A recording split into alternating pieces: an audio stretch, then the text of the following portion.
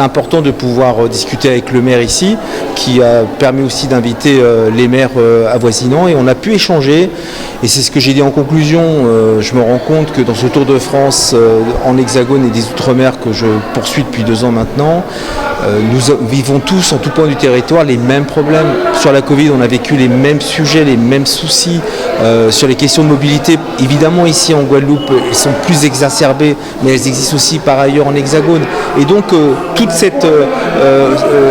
ce retour d'expérience doit pouvoir faire en sorte que le réseau national puisse encore mieux faire en sorte que les informations circulent. Et c'est pour ça que moi, au sortir de ces 3 jours, j'ai décidé de mettre en place un réseau caribéen qui va permettre à la Guadeloupe de dialoguer par exemple avec la Martinique plus facilement, avec la Réunion. Et d'ailleurs, c'est à la Réunion que nous ferons notre congrès national des Outre-mer mi-novembre chez Erika Barrette, qui est la première vice-présidente de l'UNCAS. Et moi, je vous remercie et profiter de votre antenne pour te remercier à Eliane Guillougou, élue départementale des Abîmes et qui est la présidente de l'Union départementale et qui a permis en 3 jours de rencontrer finalement toutes les autorités partenariales, que ce soit la CAF, le préfet ce matin, le président de département, le président de région, leurs élus, beaucoup de maires, enfin tout ce qui fait sens dans le réseau national, et nous allons continuer cela. En tous les cas, moi j'avais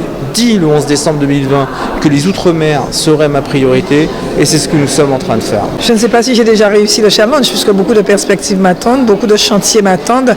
C'est quand nous allons commencer les chantiers que nous pourrons dire que nous avons commencé à réussir.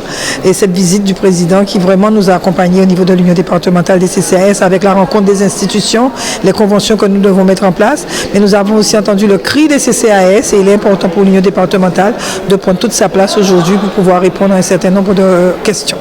À corriger le Sud-Basse-Terre, comme à corriger le Nord-Grande-Terre, comme à corriger les autres territoires de la Guadeloupe, puisque nous sommes sous l'équité. Mais c'est vrai que là où les problématiques sont plus prégnantes, nous allons prendre certainement plus de temps pour pouvoir accompagner ces CCAS. C'est le rôle de l'Union départementale, c'est le rôle du conseil d'administration. Donc nous sommes au travail aujourd'hui plus que jamais. En fait, c'était une belle réunion. L'ensemble des CCAS de la Guadeloupe et surtout du Sud-Basse-Terre étaient présents, en présence de Carvounas, M. Carvounas, qui est quelqu'un de très important. C'est presque on va dire une visite presque ministérielle. Enfin, très importante. On l'a vu pendant le Covid, on a vu pendant Fiona le rôle fondamental des CCAS. Ce sont des structures qui sont à proximité, qui sont proches de la population et qui font un travail extraordinaire. Et faire cet échange d'expérience, parce qu'on apprend du national, mais le national apprend. Et il l'a très bien dit, le président Carvounas, il a appris des choses aussi ici en Guadeloupe, parce qu'on a aussi des spécificités. Il y a eu Fiona, il y a des particularité en Guadeloupe, dans la Caraïbe. Donc cet échange a été très fructueux et bien sûr, ce n'est qu'une première étape parce que le contact continue, notamment dans le domaine de la formation pour tous nos agents du CCAS. Oui, alors je l'ai dit, j'ai eu l'occasion de le dire déjà à l'État, à la préfecture, je le redis ici. En termes de solidarité, il y a malheureusement une compilation de dispositifs et parfois on s'y perd.